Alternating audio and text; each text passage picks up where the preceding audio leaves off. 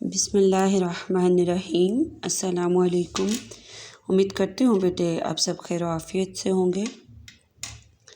بیٹا میں نے گزشتہ لیکچر میں آپ کو بتایا قافیہ کس کو کہتے ہیں اور ردیف کیا ہے، قافیہ اور ردیف کا فرق آپ کو بتایا، اور اس کے ساتھ ساتھ میں نے اسی نظم میں آپ کو الفاظ خط کشیدہ کرواتے ہوئے بتایا قافیہ کون سے ہیں اور ردیف کون سے ہیں، ٹھیک ہے، کہاں شاعر نے قافیہ استعمال کیا اور کہاں ردیف استعمال کیا۔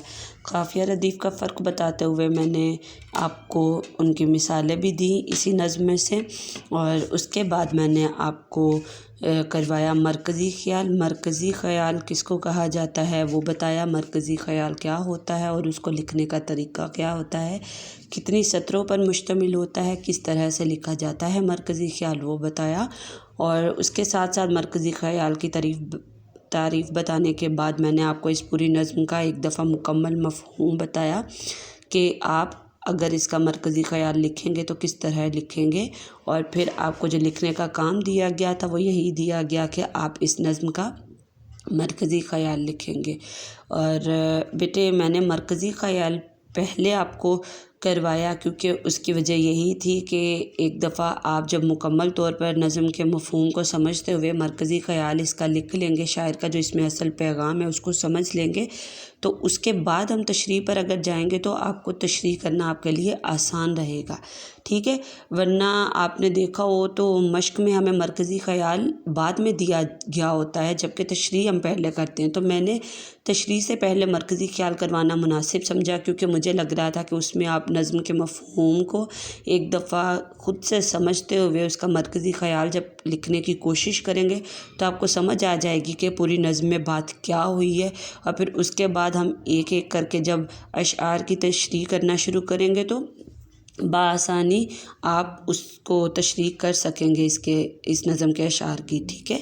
تو آج ہم جو اپنا شروع کرنے جائیں گے وہ ہم اس کی تشریح کریں گے، اور اس سے پہلے جو میں نے آپ کو مرکزی خیال اس کا لکھنے کے لیے جو کام دیا تھا وہ مرکزی خیال دیا تھا، اور میں امید کرتی ہوں بیٹے کہ آپ سب نے اس کو اپنی کاپیوں پر لکھا بھی ہوگا اور آپ نے اس کا مرکزی خیال جو ہے وہ یاد بھی کیا ہوگا، اور قافیہ اور ردیف کو بھی آپ نے ایک دفعہ دہرایا ضرور ہوگا کہ قافیہ کیا ہے اور ردیف کیا ہے۔ اب ہم چلتے ہیں آج کے لیکچر پر۔ آج ہم جو بیٹا اس کا کریں گے، آج ہم اس کی تشریح شروع کریں گے۔ آج ہم اس کی جو تشریح کریں گے وہ ہم پہلے 2 اشعار کی کریں گے۔ چاہ تو یہ رہی تھی کہ 3 کروا دوں، لیکن میں نے کہا کہ جو آغاز ہے نا وہ تھوڑا کم رکھتے ہیں، اس کے بعد پھر ہم 3 کو کر لیں گے، لیکن آج جو ہم شروع کریں گے تشریح وہ پہلے 2 اشعار کی کریں گے، ٹھیک ہے۔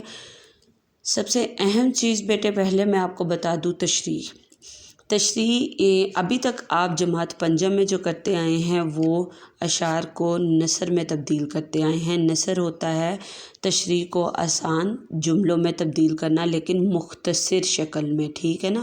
نثر ہوتا ہے انہی اشعار کو سادہ جملوں میں جب ہم تبدیل کرتے ہیں تو بہت لمبا چوڑا نہیں لکھتے بلکہ مختصر سا لکھتے ہیں، اور اب آپ جماعت ششم میں جب آ گئے ہیں تو آپ کو یہ بات ذہن نشین کر لینی چاہیے کہ اب آپ نثر نہیں کریں گے بلکہ اب لیول بڑھ گیا ہے، اب آپ نثر سے ایک قدم آگے آ گئے ہیں، اب آپ اس کی تشریح کریں گے۔ اور تشریح کیا ہوتی ہے؟ تشریح بھی نثر کا ہی دوسرا نام ہے، لیکن تشریح و نثر میں یہ فرق ہے کہ نثر جو ہے وہ مختصر شکل میں کی جاتی ہے لیکن تشریح جو ہے وہ واضح تھوڑی تفصیلاً کی جاتی ہے، ٹھیک ہے، اسی بات کو تھوڑا تفصیل سے بیان کیا جاتا ہے۔ اس میں ہم کیا کرتے ہیں، جو دیا گیا شعر ہوتا ہے یا جو دیا گیا بند ہوتا ہے، یہاں پر تو شعر ہے، شعر کی ہی بات کریں گے۔ اگر ہمیں جیسے پہلا شعر دیا گیا ہے تو اسی شعر کو ہم نے آسان جملوں میں تو تبدیل کرنا ہے لیکن اس کو ہم نے تفصیلاً لکھنا ہے، اس کو ہم نے چھوٹی شکل میں نہیں لکھنا، اور نثر ہوتا ہے چھوٹی شکل میں لکھنا، تشریح ہوتا ہے اس کو ذرا تفصیلاً لکھنا، ٹھیک ہے۔ تو ہم اب کریں گے تشریح اس کی۔ پہلا شعر دیکھتے ہیں۔ جو چیز خدا نے ہے بنائی ظاہر اس میں ہے خوش نمائی۔ پھر سے بتاتی چلوں ان دونوں کے آخر میں بنائی اور نمائی کیا ہے؟ قافیہ ہے، ٹھیک ہے۔ اس کے آخر میں ردیف استعمال نہیں ہوا، ردیف کا استعمال ہمیشہ شعر کے آخر میں ہوتا ہے، تو اگر ہم آواز الفاظ آخر میں آ گئے ہیں تو مطلب وہاں پر ردیف کا استعمال نہیں ہوا، ٹھیک ہے۔ قافیہ ہے بنائی اور نمائی۔ اب ہم چلتے ہیں اس کی تشریح دیکھتے ہیں۔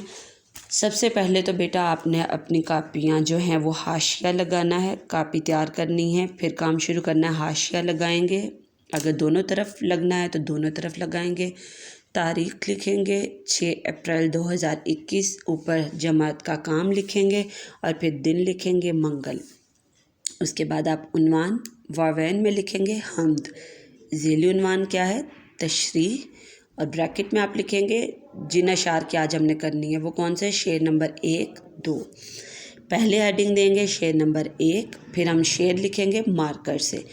سب سے اہم چیز بیٹے جس پر میں زور دیتی ہوں کہ جب بھی آپ نے کوئی شعر لکھنا ہے تو اس کے دونوں مصرے برابر ہونے چاہیے، دونوں طرف سے اس کا آغاز بھی اور اس کا اختتام بھی برابر ہونا چاہیے۔ یہی شعر کا لکھنے کا اصل انداز ہے، اور شعر کو لکھنے کا اصل انداز میں ہی لکھیں تو وہ خوبصورت لگتا ہے۔ سب سے ضروری چیز کہ بیٹا جو بھی کام لکھتے ہیں اس کو خوبصورت انداز میں لکھنے کی کوشش کیا کریں، کیونکہ خوبصورت لکھا ہوا دیکھ کر خوشی ہوتی ہے، دیکھنے والے کو بھی اچھا لگتا ہے اور آپ کا کام بہت خوبصورت دکھتا ہے، ٹھیک ہے۔ جب شعر لکھنا ہے تو آپ نے اس کو آغاز اور اس کا اختتام آپ نے بالکل برابر رکھنا ہے، دونوں مصروں کو۔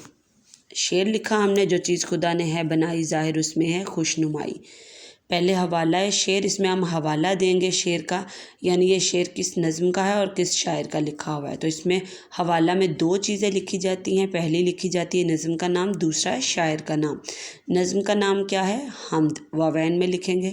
پھر ہم ہیڈنگ دیں گے شاعر کا نام، تو اس میں لکھیں گے اسماعیل میرٹھی۔ پھر ہم تشریح کی ہیڈنگ دیں گے، اس میں حوالہ شعر کے بعد مشکل الفاظ بھی کرواتی ہوں، تو اس میں مشکل الفاظ مجھے کوئی ایسے لگے نہیں جس کو لکھنا مجھے ضروری لگا، اس لیے ہم حوالہ شعر کے بعد تشریح شروع کریں گے۔ اب ہم دیکھتے ہیں اس کی تشریح۔ اس شعر میں شاعر، اب دیکھیں شاعر کے بعد میں نے علامت جو استعمال کی ہے وہ ہے سکتہ کی۔ سکتہ ہوتا ہے تھوڑا سا ہم جب رکتے ہیں، ٹھیک ہے، مکمل جملہ ختم ہونے کے بعد تو ہم ختمہ لگاتے ہیں نا، لیکن کسی جملے میں ہم تھوڑا سا ٹھہراؤ کے لیے سکتہ کی علامت استعمال کرتے ہیں۔ اب یہ ہم نے یہاں پر سکتہ کیوں استعمال کیا؟ کیونکہ یہاں پر 2 اسم اکٹھے آ رہے ہیں، اسم خاص اور اسم عام۔ یہاں پر 2 اسم اکٹھے آنے کی صورت میں ہم نے ان کے درمیان سکتہ لگایا ہے، ٹھیک ہے۔ اس شعر میں شاعر اللہ تعالیٰ کی تعریف کرتے ہوئے کہتا ہے کہ اس ساری دنیا کو تخلیق کرنے والی ذات اللہ تعالیٰ کی ہے۔ دنیا میں موجود ہر چیز کو پیدا کرنے والا صرف اللہ ہی ہے، جس نے ہر چیز کو بہت خوبصورت انداز میں تخلیق کیا۔ اللہ کی بنائی ہر چیز میں خوبصورتی نظر آتی ہے، اس کائنات کی ہر چیز میں حسن نظر آتا ہے۔ اللہ تعالیٰ کا ارشاد ہے، اب دیکھیں یہاں پر میں نے ایک چیز یہاں پر شامل کی ہے آخر میں، وہ میں نے قرآن کی ایک آیت ہے، قرآن کی صورت ہے سورۃ 3، جس کی آیت نمبر 4 کا یہ ترجمہ میں نے یہاں پر حوالے کے لیے استعمال کیا ہے۔ جیسے جیسے بیٹے آپ اگلی کلاسوں میں جائیں گے، اپنی اگلی جماعت میں جاتے ہوئے آپ کو یہ چیز بھی دیکھنی پڑے گی، یہ چیز بھی آپ کو دیکھنے کو ملے گی کہ وہاں پر تشریح میں حوالے کے لیے کوئی بھی قول، کوئی بھی آیت کا ترجمہ، کسی حدیث کا ترجمہ، یا کوئی شعر کسی اور دوسری نظم یا کسی دوسرے شاعر کا جو شعر ہے وہ حوالے کے لیے استعمال کیا جاتا ہے، اور وہ تشریح میں لازمی جز ہوتا ہے تشریح کا، ٹھیک ہے۔ تو اس لیے آپ کو ابھی سے اس چیز کی مشق کروانے کے لیے، تاکہ آپ کو پتہ ہو کہ آگے آگے جا کر آپ کو ان چیزوں کا خیال رکھنا ہے، اس لیے میں نے یہاں پر ایک چھوٹی سی آیت کا چھوٹا سا ترجمہ شامل کیا ہے۔ وہ کس صورت کا ہے؟ سورۃ 3 کی آیت نمبر 4 کا یہ ترجمہ میں نے یہاں پر اس میں شامل کیا ہے۔ اللہ تعالیٰ کا ارشاد ہے، واوین میں آپ لکھیں گے ہم نے انسان کو بہترین ساخت پر پیدا کیا۔ یہاں پر میں نے صرف ترجمہ جو لیا ہے نا وہ میں نے بہت دیکھ کر ایک چھوٹی آیت کا لیا تاکہ آپ آسانی سے یاد کر سکیں۔ یہاں پر بات تو ساری چیزوں کی ہو رہی ہے، لیکن میں نے انسان والا لیا کیونکہ میں بہت تلاش کیا، باقی نا بہت بڑے بڑے تھے، اور ترجمہ بیٹا ہم نے لفظ بہ لفظ لکھنا ہوتا ہے، اس میں کوئی تبدیلی نہیں ہم کر سکتے، اس لیے میں نے کسی چھوٹی آیت کا ترجمہ لیا اس سے ملتا جلتا، تو اس میں صرف انسان کی تخلیق کی بات ہو رہی ہے، تو اس میں دیکھیں یہی بات ہو رہی ہے۔ اگر اس کا مفہوم دیکھیں ہم اس آیت کے ترجمے کا، تو اس میں یہی بات ہو رہی ہے کہ اللہ نے انسان کو ایک بہترین شکل میں ایک خوبصورت انداز میں پیدا کیا ہے، اس کی ساخت جو ہے وہ بہت خوبصورت، بہت بہترین ہے، ٹھیک ہے۔ یہ ترجمہ میں نے حوالے کے لیے یہاں پہ شامل کیا ہے۔ اب ہم چلتے ہیں اپنے دوسرے شعر کی طرف۔ کیا خوب ہے رنگ ڈھنگ سب کا، چھوٹی بڑی جس قدر ہیں اشیاء۔ یہ بھی بالکل برابر ہے شعر، دیکھیں جہاں مجھے لگا الفاظ کم ہیں کسی مصرعے میں تو وہاں میں نے الفاظ میں فاصلہ تھوڑا بڑھا لیا، لیکن ان کو برابر ختم کیا ہے، بالکل ٹھیک ہے، اس چیز کا خاص خیال رکھنا ہے۔ حوالہ شعر میں دونوں چیزیں، نظم کا نام حمد، شاعر کا نام اسماعیل میرٹھی۔ اب اس میں مشکل الفاظ تھے، اس لیے ہم حوالہ شعر کے بعد پہلے مشکل الفاظ لکھیں گے۔ مشکل الفاظ کے معنی، پہلا لفظ ہے رنگ ڈھنگ، رنگ ڈھنگ کا معنی ہے انداز۔ دوسرا لفظ ہے اشیاء، اشیاء ہوتا ہے شے کی جمع، شے کہتے ہیں چیز کو، تو اشیاء کا معنی ہے چیزیں، اور یہ کس کی جمع ہے؟ شے کی جمع ہے۔ اس کے بعد آ جائیں اس کی تشریح پر۔ اس کی تشریح ہے، اس شعر میں شاعر اللہ تعالیٰ کی حمد و ثنا بیان کرتے ہوئے کہتا ہے کہ کائنات میں موجود ہر چیز کا خالق اللہ ہے، جس نے اس دنیا کی ہر چیز کو خوبصورت انداز میں ایک دوسرے سے مختلف بنایا ہے۔